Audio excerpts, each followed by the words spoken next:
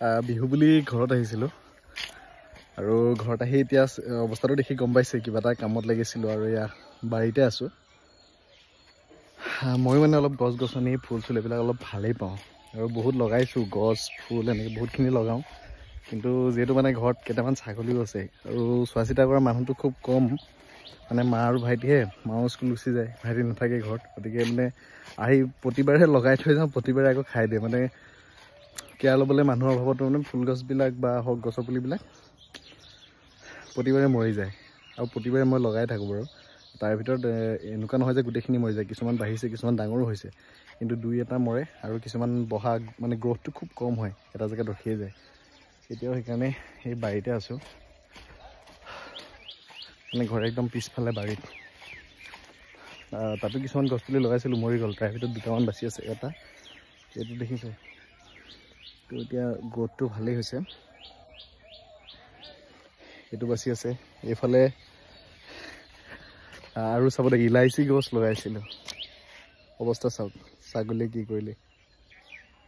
ইলাইচি নাথাকে। আৰু এটা বেলেগ কথাৰ কাৰণে মই একচুৱেলি ভিডিঅ'টো বনাইছোঁ, মই এটা মানে বস্তু দেখুৱাম। আৰু সেই মানে বস্তুটো ৰেঙনি চেনেল আৰু ৰেঙনি চেনেলৰ এখন ধাৰাবাহিকৰ লগত বিৰাটেই মানে সম্পৰ্ক আছে। এতিয়া সেই বস্তুটো কি মই আপোনালোকক দেখাই আছোঁ, গতিকে চাব।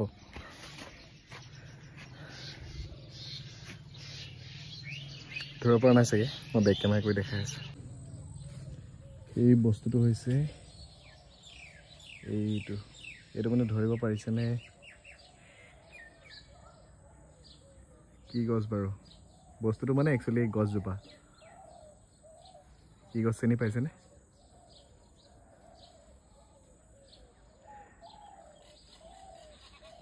এইজোপা হৈছে নুনি গছ, আৰু দেখিছেই নুনি ইতিমধ্যে সেয়া লাগি আছে ওপৰত, সেয়া আকৌ এফালে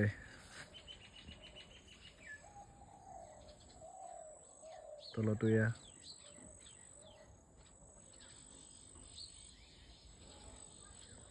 আৰু এইফালে এয়া পুৰও আহি গৈছে পুৰা।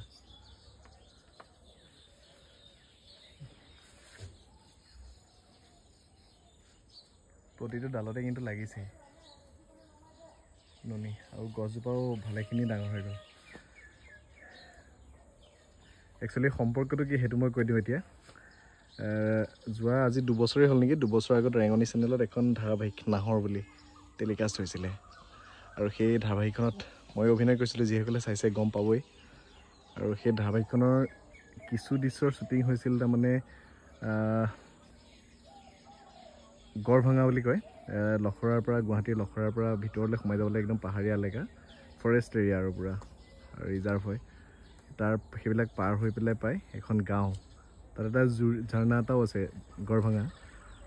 হয়তো বহুতে পিকনিক খাবলৈ গৈছে, আৰু তাতে আমাৰ শ্বুটিং হৈছিলে। আৰু তেতিয়া শ্বুটিং কৰোঁতে মানুহ এঘৰত তাৰমানে নুনি গছ দেখিছিলোঁ, ধুনীয়াকৈ একদম নুনি পকি আছিলে, আৰু আমি খাইছিলোঁ। তেতিয়া কৈছিলোঁ যে ডাল এটা দিব নেকি বাৰু? তাৰপৰা সেই মানুহ ল'ৰা এজনে মোক 2টা ডাল দিছিলে, আৰু সেই ডাল দুটা আনি মই গুৱাহাটীত য'ত থাকোঁ তাত টাবতে পচাই থ'লোঁ।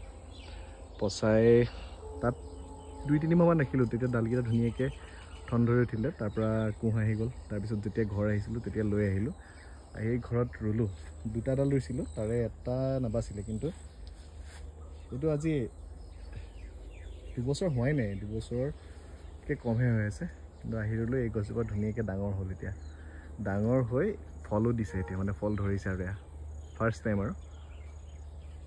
ইয়াত লাগিছে, গতিকে ভাল লাগে যেতিয়া নিজে ৰোৱা গছ এজোপা এনেকৈ ডাঙৰ হৈ ফল দিয়ে, সেই আনন্দটো অকণমান বেলেগ।